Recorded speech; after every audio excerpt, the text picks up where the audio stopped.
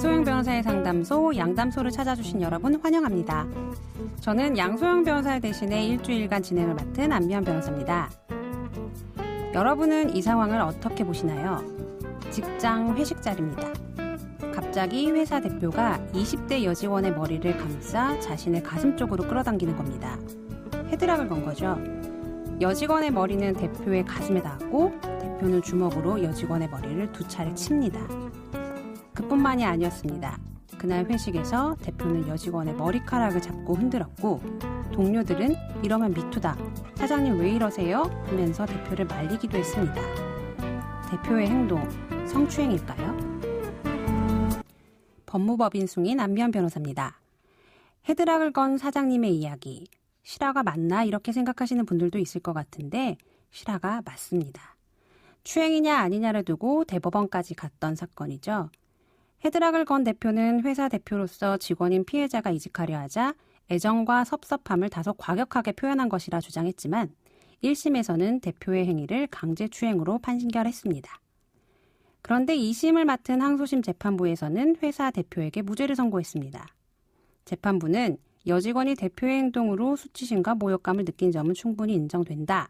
하지만 이 행위가 객관적으로 일반인에게 성적 수치심이나 혐오감을 일으키고 피해자의 성적 자유를 침해하는 강제추행이라고는 볼 수 없다라고 본 건데요. 그런데 이 사건 대법원에 가서 다시 한번 뒤집혔습니다.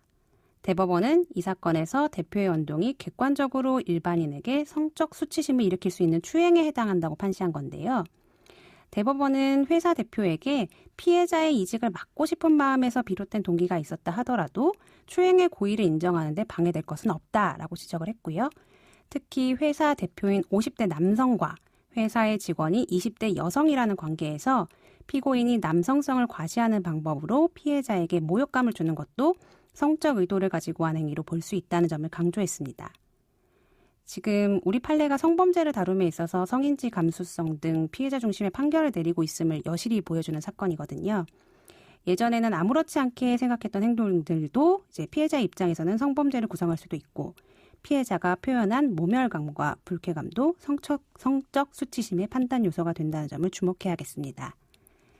양담소에서 함께 나눠볼 법률 궁금증이 있으시다면 YTN 라디오 양소영 변호사의 상담소 홈페이지에 남겨주시면 됩니다.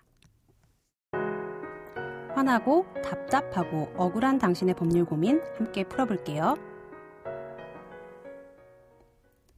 오늘은 이준상 변호사님과 함께합니다. 변호사님 안녕하세요. 네, 안녕하세요. 이준상 변호사입니다. 네, 새해 복 많이 받으시고. 네, 2021년에 어떤 복을 좀 받고 싶으세요?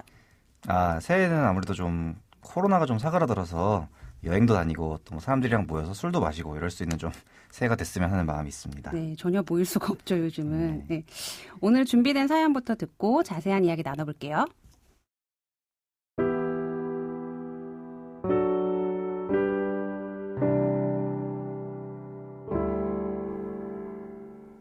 아내와 저는 결혼 초부터 다툼이 많았습니다. 성격이나 취미까지도 서로 다르고 서로를 이해하지 못했죠. 아이를 낳고 나서 아내를 이해하려 노력해봤지만 쉽지 않았습니다.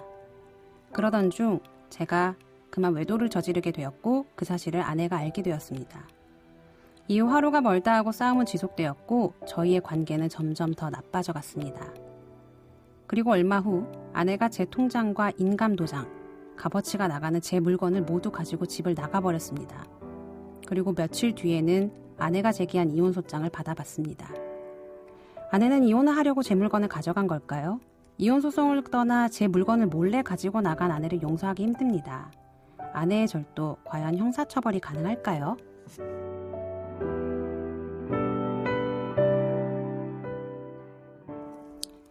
참 사연이 안타깝습니다. 불화가 이제 지속되면서 아내가 결국에는 이제 남편의 통장, 인감도장, 중요한 물건 다 가지고 나가서 이혼소송 제기하시고 남보다 못한 상황이 되었는데요. 지금 질문 주신 분은 아내를 형사처벌할 수 있느냐 이런 질문을 하셨어요. 가능할까요? 네, 이제 우리나라 형법에는 가족 간에 일어난 재산 관련 범죄에 대해서는 형사처벌을 면제하거나 아니면 피해자의 명시적인 고소가 있어야지만 처벌하도록 하는 특별 조항이 있습니다. 이런 조항을 친족 상도례라고 하는데요. 직계 혈족, 배우자, 동거하는 친족이나 가족 이러한 사람들 간의 재산 범죄는 처벌하지 않는다는 것입니다. 이런 친족 상도례는 법은 문지방을 넘지 않는다. 이런 고대 로마법의 원칙이 있었는데요. 원칙에 기초하고 있습니다. 그러니까 가족 간의 문제는 결국은 가족 내에서 일단 해결을 해야 되고 법률적으로는 일단 간섭하지 않는다는 정신을 담고 있는 건데요. 이 사례 같은 경우에는 이혼 소송이 마치어지기 전에 이제 아내가 이혼 소송을 준비하기 위해서 남편의 물건을 절도했다는 것이죠. 이제 이혼 절차가 완료되기 전에는 일단 법률적으로는 배우자 관계이기 때문에 배우자가 자신 배우자의 물건을 임의로 가져갔더라도 친족 상도례 조항에 따라서 절도죄로 처벌되지는 않게 되는 것입니다. 그러니까 물건을 가져갔지만 절도죄는 구성하나 친족 상도례라는 그런 제도 때문에 아내가 처벌을 받지는 않을 것이다라는 말씀이신 거죠. 네, 맞습니다. 근데 만약에 뭐 그런 경우를 좀 예상하기는 어렵겠지만 배우자가 폭행을 해서 이제 강제로 돈이나 물건을 빼앗아 갔다. 그때는 좀 이야기가 다를 것 같아요. 네, 맞습니다. 이 친족 간의 재산 범죄를 처벌하지 않는다고는 하지만 강도죄 그리고 재물 손괴죄에 대해서는 친족 상도례가 적용되지 않습니다. 아무래도 이제 강도 같은 경우는 이제 사람을 뭐 폭행하는 경우가 있고 또 재물 손괴 같은 경우는 또 물건이 파손되면서 이제 재산적 손해가 발생하기 때문에 이제 이 친족 상도례를 배제하는 건데요. 그래서 만약에 남편이 뭐 아내를 폭행해서 아내의 물건을 가져갔다거나 아니면 가족이 소유하고 있는 물건을 손괴했다 이런 경우에는 여전히 처벌 대상이 되는 것입니다. 일단 사실 이혼 소송을 앞두고 있는데 아내가 좀 섣불리 행동했다고 이제 보여지는 부분도 없잖아 있어요. 제가 봤을 때는 아내 입장에서 불리한 이혼 소송이 아니거든요. 근데 이제 남편의 입장에서는 어쨌든 아내를 절도로 처벌받지 못하게 한다라고 하면은 좀 억울한 부분이 있을 수도 있을 것 같은데 어떨까요? 네, 맞습니다. 이제 이런 친족상도례 조항이 결국은 이제 옛날에 뭐 독일법이나 뭐 이런 일본법 이런 조항들을 이제 들여온 건데요. 이번 사례의 경우처럼 가족 관계가 이미 이제 충분히 파탄에 이른 경우도 또 있을 수 있고 특히 또 최근에는 핵가족화라고 하죠. 이제 가족의 범위가 아무래도 옛날보다는 확실히 줄어들었기 때문에 이런 가족 간의 연대의식이 많이 낮아진 경우도 많습니다. 그래서 친족 상도례 조항 때문에 뭐 이런 경우에도 뭐 절도나 사기죄 같은 재산 범죄를 아예 처벌할 수 없게 된다는 점에 대해서 비판도 좀 많이 제기가 되고 있습니다.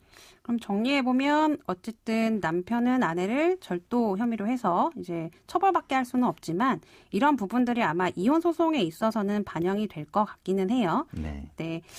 지금 이건 좀 다른 문제인데요. 부부간의 성범죄에 대해서 궁금해하시는 분들이 있을 것 같은데 과연 성립할 수 있을까요? 네, 이제 이 부부간의 성범죄도 이제 오랜 세월에 걸쳐서 많이 이제 문제가 되어 왔었는데요. 이제 과거에 원래 대법원 판례는 부부관계에서는 서로 성관계에 대한 이제 승낙이 있다 이렇게 봐서 강간죄가 성립할 수는 없다고 봤습니다. 근데 그 뒤에 이제 판례가 조금 더 발전해서 부부간에 이미 이혼 합의가 있어서 뭐 혼인관계가 이미 파탄됐다. 이런 경우에는 이제 실질적인 부부관계라고 볼 수 없기 때문에 부부간에 만약에 강제로 성관계를 했다면 강간죄가 성립할 수 있다. 이런 좀 중간적인 판례가 선고가 됐었고요. 이제 이런 판례가 2013년에 좀 명시적으로 변경이 됐습니다. 그래서 대법원에서 혼인관계라고 하여 개인의 성적 자기결정권을 포기하는 것은 아니기 때문에 강요된 성관계를 감내하는 것까지는 부부간 의무에서 제외된다. 이렇게 봐서 부부간에도 강간죄의 성립이 인정될 수 있다는 판결이 선고가 되었습니다. 실제로 이 판결 나고 나서 이제 부부간간 문제가 좀 많이 대두되기도 했었고 이제 실제 처벌례도 있기는 있었는데요. 또 다른 부부간의 문제를 한번 살펴볼게요. 그 부부간의 불화가 깊어진 경우에 이 배우자에 대한 복수심을 참지 못하고 이제 SNS에 이제 배우자에 대한 것들을 이제 올린다거나 아니면 주변인들에게 배우자의 그 사실관계를 다 알려가지고 좀 이제 퍼뜨리는 경우들이 있거든요. 부부간에도 명예훼손죄가 성립할 수 있을까요? 네, 결과적으로 말씀드리면 부부간이라 하더라도 충분히 명예훼손죄가 성립할 수 있습니다. 이제 이런 부부간 불화가 발생하는 경우에 이제 뭐 화가 나거나 또 복수심이 있는 나머지 이제 다른 사람들에게 배우자에 대한 좀 악의적인 내용을 전하는 경우가 좀 있는데요. 이런 행위는 배우자의 명예를 훼손하는 행위에 해당합니다. 그래서 만약에 뭐 인터넷 사이트에 뭐 자기 배우자 관련 게시글을 올려서 공공연하게 배우자에 대한 악의적인 내용을 뭐 유포했다 이런 경우에 당연히 명예훼손에 해당하고요. 또 배우자의 뭐 직장이나 뭐 지인들에게 이러한 내용을 유포하는 경우에도 그 내용이 타인들에게 또 공공연하게 전파될 가능성이 있기 때문에 명예훼손죄에 해당할 수 있습니다. 명예훼손죄 수사나 이런 과정들을 봤을 때 그 처벌의 강도가 어떻습니까? 네, 결국은 이제 명예훼손죄는 반의사 불벌죄, 즉 이제 피해자가 처벌을 원해야지만 처벌되는 범죄이기 때문에 기본적으로 이런 부부간 특히 명예훼손에 같은 경우에는 고소가 있는 경우에만 결국 수사가 시작되는 경우가 많고요.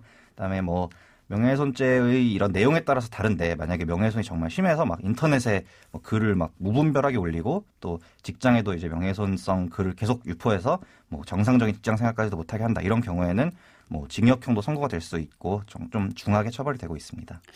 지금 사실 가사소송법에도 이제 그 가사소송 진행 중인 사건에 대해서는 유포하지 못하도록 하는 그 보도금지 위반죄가 있을 정도로 굉장히 그 배우자 간에도 명예훼손행위를 하지 않도록 굉장히 주의를 주고 있는데 이런 부분들까지는 사실 인식이 아직 안 돼 있고 이제 복수심이 차다 보니까 너무 이런 범죄들이 요즘 많이 일어나는 것 같아요. 그래서 좀 안타까운 부분이 있는 것 같습니다.